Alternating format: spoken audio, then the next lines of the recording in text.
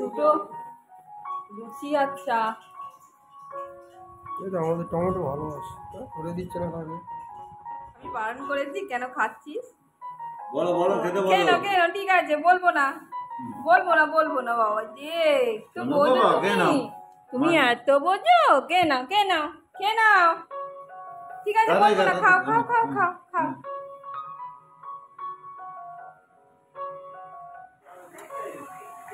হ্যাঁ, রং হয় না।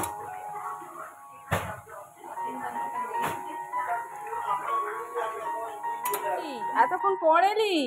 একটুখানি ভাত ছিল, খেয়ে দিলাম, তুই আসিস না বলে। খেতেও না। ওই দেখো বিস্কুটটা রেখে দিল। কি চিন্তা করে বিস্কুটটা রেখে যাবে, খেলো।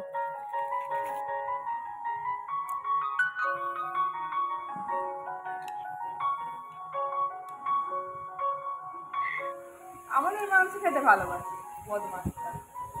তুই আমাদের মাংস খেতে ভালোবাসিস? হ্যাঁ, আমাদের রান্না খেতে ভালোবাসিস? আমাদের রান্না খেতে ভালোবাসিস? আমাদের রান্না, হ্যাঁ? এত উগলোচ্ছে, রাখা যাচ্ছে না, তখন উগলে যাচ্ছে। এই যে দুধ চা করছি বন্ধুরা, নিজের জন্য একটুখানি। ভেবেছিলাম করবো না, ভেবেছিলাম র চা করবো। তারপরে আমার বর বললো যে ও খেয়ে এসছে, ও একটু গেছে কাজে, ও তো থাকে কতক্ষণ আর। প্রচণ্ড গরমের মধ্যে দিয়ে এই বৃষ্টি যেন এক নতুন প্রাণের আবেশ সঞ্চার করেছে। আর এত ভালো লাগছে না, জানলার ফাঁক দিয়ে এই বৃষ্টিমুখর দিনগুলো আমি তোমাদের সামনে তুলে ধরছি। আর আমার কাছে যেটা ভালো মনে হয়, যেটা সুন্দর মনে হয়, সেটা তো তোমাদের কাছে তুলে ধরতেই হবে। দেখো, কলা গাছের ফাঁক দিয়ে টিপ টিপ করে বৃষ্টি পড়ছে, আর এই পুকুরটা পুরো একদম ভরে গেছে, ভরে যাচ্ছে, ভরে এখনও যায়নি। তবে যদি আরও কদিন ধরে বৃষ্টি হয় তাহলে পুরো একদম ভরে যাবে। আর এই বৃষ্টি দেখতে দেখতে আমার মনটা যেন একদম উদাস হয়ে গিয়েছে। দেখো, তার পরের দিনকে চলে এসেছি। এই দিনকে হচ্ছে রবিবার ছিল। শনিবারের সকালবেলায় বৃষ্টিটা আমি দেখালাম, আর এত সুন্দর লেগেছিল না দৃশ্যটা, এই তোমাদের সঙ্গে শেয়ারও করে দিলাম। এই দেখো, লুচি ভাজছি। তো কী করব সকালবেলা, তো লুচি ভাজতে শুরু করে দিলাম। একটা সুন্দর মুহূর্ত তোমাদের সামনে চলে এলাম। আর এই দেখো, বাবা এসেছে, বাবাকে কি দেব? প্রতিদিন তো বিস্কুট দিই, আজকে তাই ভাবলাম যে দুটো লুচি করে দিই, গরম গরম চায়ের সঙ্গে ভালো লাগবে। প্রথম দিকে ভেবেছিলাম যে পরে ভাজবো, তারপরে না, এখনই ভেজে নিচ্ছি, কারণ এরপরে আরও অন্যান্য কাজ আছে, সেই কাজে তো যেতে হবে। ওই জন্য গরম গরম এগুলো ভেজে নিয়ে এখনই খেয়ে নেব। Welcome to the channel. আশা করি তোমরা ভালো আছো এবং সুস্থ আছো। তো আজকে সকালবেলা বলতে এখন অনেক বেলা হয়ে গেছে, 10:30 বাজে। আর আমার কর্তা হচ্ছে 9টায় চলে গেছে, চা বিস্কুট খেয়ে চলে গেছে। তা কি করব টিফিন, এমনি বেলা হয়ে গেছে ঘুম থেকে উঠতে। তা কিছু করা হয়নি, তাই ময়দাটা মারলাম, অনেক বেলা হয়ে গেছে, তাই কটা হচ্ছে করে রাখছি।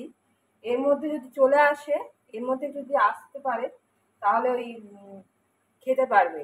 আর আমি আবার কাজে ঢুকে যাব, ঘরটার মোছা হয়নি, সেগুলো মুছবো। এই কটা ভেজে রাখছি, আমি দুটো খাবো আর কটা রেখে দিই। সঙ্গে সঙ্গে ভাজতে পারছি না, কারণ ওই সময় হয়তো আমি অন্য কাজ করবো। ওই জন্য ভেজে রেখে দিই, এসে খেতে পারে। আর বাবা এসেছিলো, বাবাকে ওই চা আর কটা দুটো লুচি দিয়েছি, খেয়ে কি আর দেবো, এই খেয়ে গেছে। তো বন্ধুরা চলো, ভিডিওটা দেখতে থাকো, ভিডিওটা আশা করি তোমাদের ভালো লাগবে। চলো, এখন থেকে স্টার্ট করলাম তোমাদেরকে সঙ্গে নিয়ে।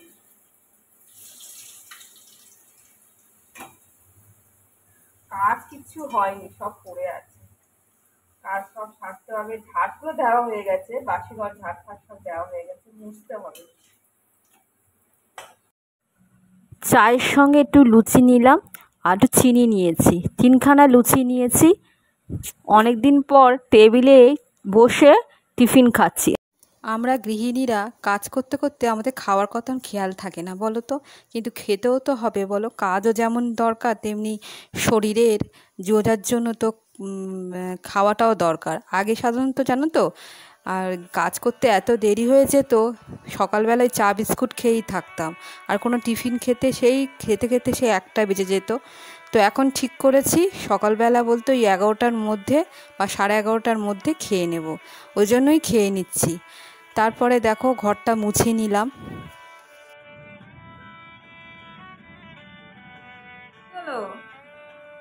বাবলা আমি বলেছি বলে আর খেলো না। ও মিষ্টি দিয়েছে, আমি লুচি দিয়েছে। খাও খাও, কেন বাবা? আমি বারণ করেছি, কেন খাচ্ছিস? বলো বলো খেতে বলো। কেন কেন? ঠিক আছে, বলবো না বাবা। যে তো বোঝো তুমি এত বোঝো, কেন কেন কেন? ঠিক আছে, বলবো না। খাও খাও খাও খাও খাও।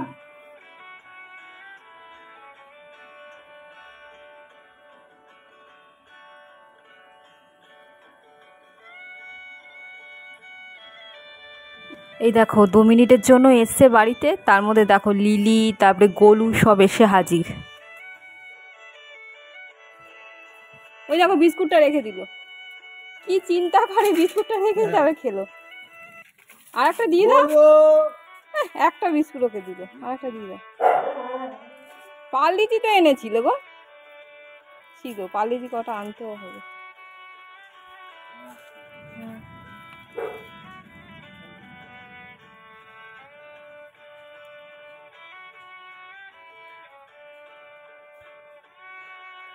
দেখে যাচ্ছি, আমার বাবলা দেখে যাচ্ছি, বাবা চলে গেল।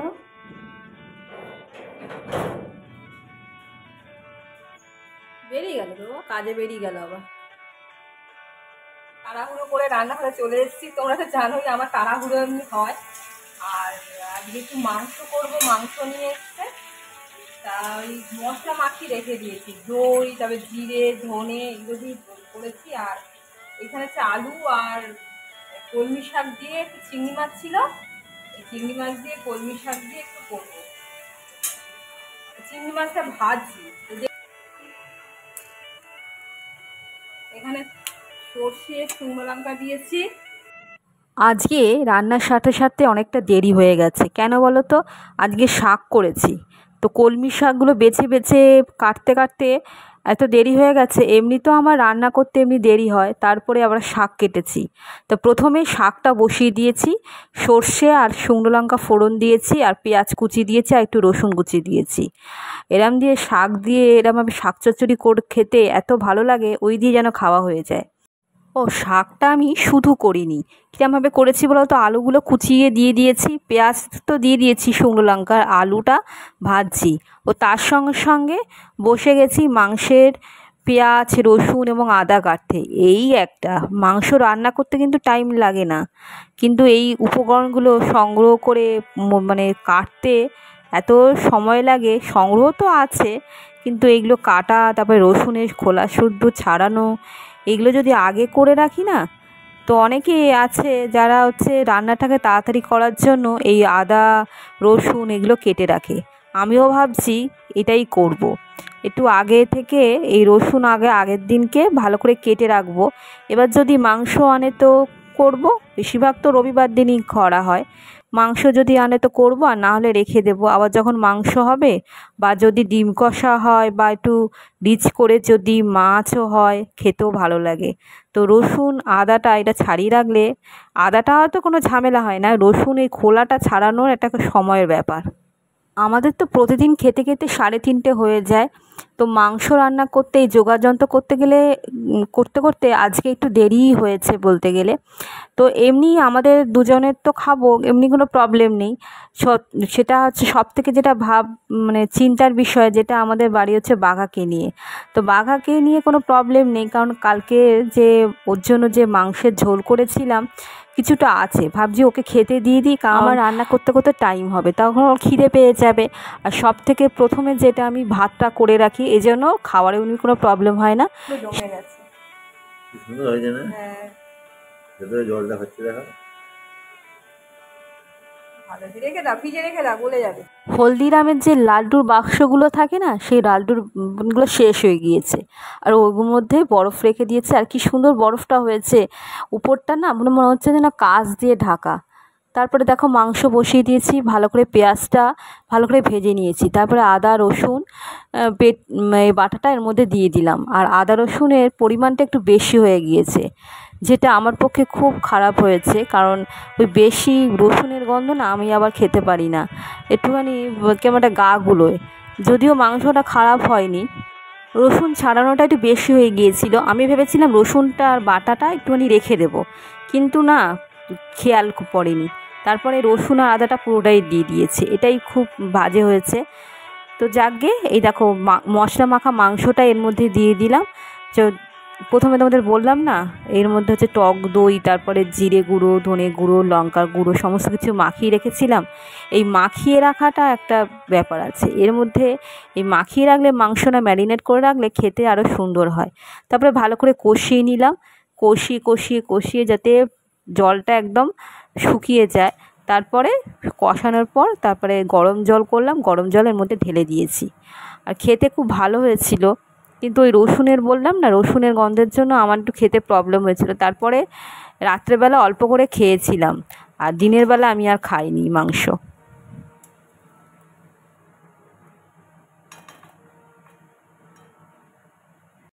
আজকে আর গরম মশলা গুঁড়ো দিইনি, আজকে গরম মশলা শিলনোড়ায় বেটেছি। তো শিলনোড়াটা ইউজ করাই হচ্ছে না, শিলনোড়াটা ভালো করে ধুয়ে নিলাম, ধুয়ে নিয়ে এটা বেটে নিলাম।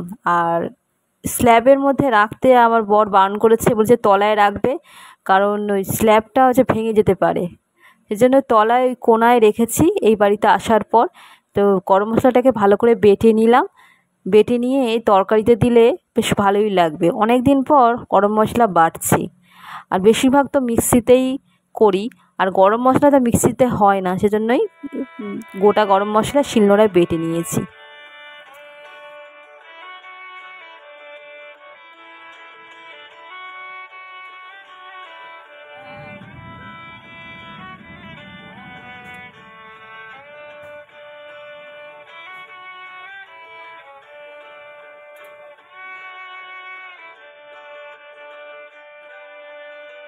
এই দেখো, আজকে যেহেতু স্পেশাল হয়েছে রান্না, সেজন্য স্পেশাল রান্নার জন্য এই চীনামাটির প্লেটগুলো বার করেছি। আমি এইসব ব্যাপারে একটু শৌখিন আছি, মানে ভালো কিছু রান্না হলে বা ডিস্ট্রিবিউট করতে বা পরিবেশন করতে এইসব কাচের প্লেট, তারপর চীনামাটির প্লেট এরকম পরিবেশন করতে বেশ ভালো লাগে, খেতেও খুব ভালো লাগে। আমি সাধারণত এগুলো করতে বা সংগ্রহ করতে খুব ভালোবাসি। আগে তো কত এইসব কেনা হতো, আর ও বাড়িতে আমার চীনামাটির প্লেট অনেক আছে। তবে এই যা চীনামাটির প্লেট একটু সাবধানে ব্যবহার করতে হয়, সাবধানে ব্যবহার না করলে তো ফটাংফু হয়ে যাবে। তো আমি নিয়ে নিলাম আমার জন্য, আর কর্তার জন্য রাখলাম। আর চীনামাটির প্লেটে ভাত খেতে এত ভালো লাগে না, পুরনো অনেক স্মৃতি মনে চলে আসে। এই দেখো, আগের দিনের তরকারি রয়েছে ঝিঙে আলু, আর ওটা করেছিলাম চিংড়ি মাছ বাটা দিয়ে। আর তার মধ্যে করলাম কলমি শাক আলু দিয়ে যে চচ্চড়িটা, আর কড়াইয়ের মধ্যে মাংস ছিল সেটা নিয়ে এসছি। এ দেখো মাংসের যে তরকারিটা, এই হচ্ছে আজকে দুপুরবেলার মেনু। আর এই চাটনি তো রয়েছে, চাটনি কালকে করেছিলাম। আর পেঁয়াজ আছে, গরমের সময় পেঁয়াজ খেতে বেশ ভালোই লাগে। তারপরে খাওয়া শুরু করলাম, আমি আগে খেতে বসেছি। আমি খাওয়া খেতে খেতে তারপরে ও স্নান করে আসলো, তারপরে ওকেও খেতে দেবো।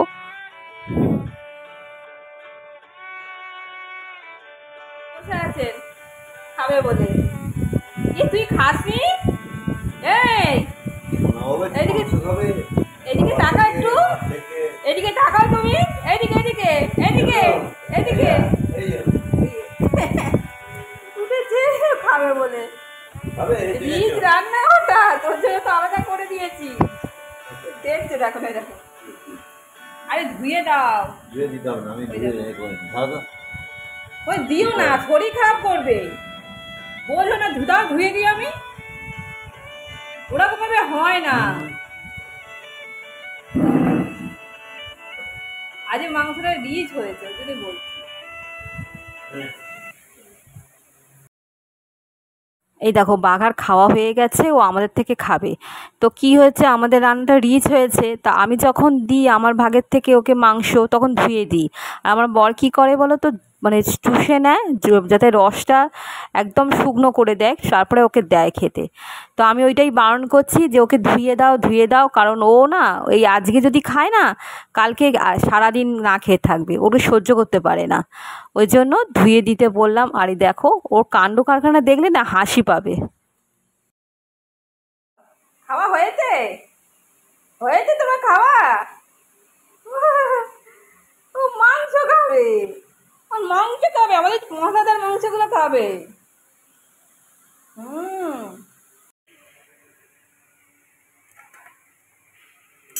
এই দেখো অবস্থা দেখো। সন্ধেবেলা চলে এসেছি বন্ধুরা, এইটা হচ্ছে সন্ধেবেলা দুধ চা করছি আমার নিজের জন্য। আর কি উদলোচ্ছে, চা দিতে না দিতেই এত উদলোচ্ছে, তো ক্যামেরা ধরবো এক হাতে না সারাশি ধরবো এক হাতে। ওই বর বললো যে ও খেয়ে এসছে, ও তো গেছে কাজে, ও তো থাকে কতক্ষণ আর, সন্ধ্যেবেলার টাইমটাই আড্ডা মারে, নয়তো বিভিন্ন কাজে ব্যস্ত থাকে। আর ও দুধ চা খেতেও চায় না, এরকম উদলে যাচ্ছে। আরে ও দুধ চা খায় না, ওর অ্যাসিডিটি হয়। আমি হচ্ছে আমার জন্য একটু চা করে নিই, ও বললো চা খাবে না, তাহলে চা করে দিতাম, বললো চা খাবে না। থাক, আমার জন্য একটু করে নি চা, এই চাটা করছি। 1 কাপ চা নিয়ে বসবো বন্ধুরা।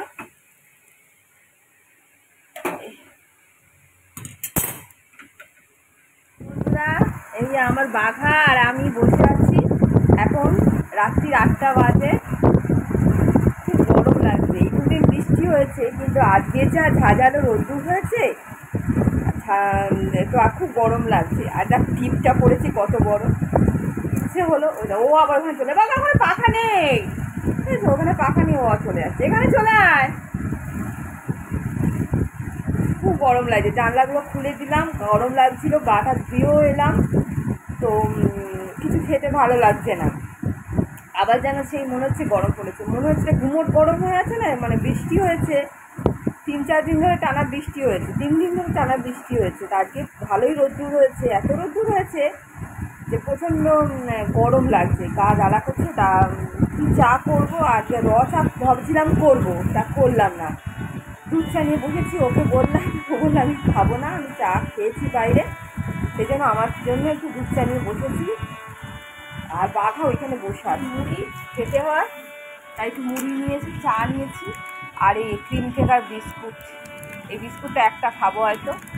চাটা খাওয়া নিয়ে কথা, মুড়িটা খেলে অতটা ভালো হবে, শুকনো একটু মুড়ি নিয়েছি সাইডে। ভিডিওটা এখানেই রাখছি, এখন রাত্রি 8টা বাজে, আর রান্নাবান্না যেগুলো করেছিলাম সেগুলো সবই রয়েছে, খাবো। তো এখানেই রাখছি, তোমরা ভালো থেকো, সুস্থ থেকো, আবার পরে দেখা হবে নতুন একটা ভিডিওর সঙ্গে। টাটা বন্ধুরা, শুভরাত্রি।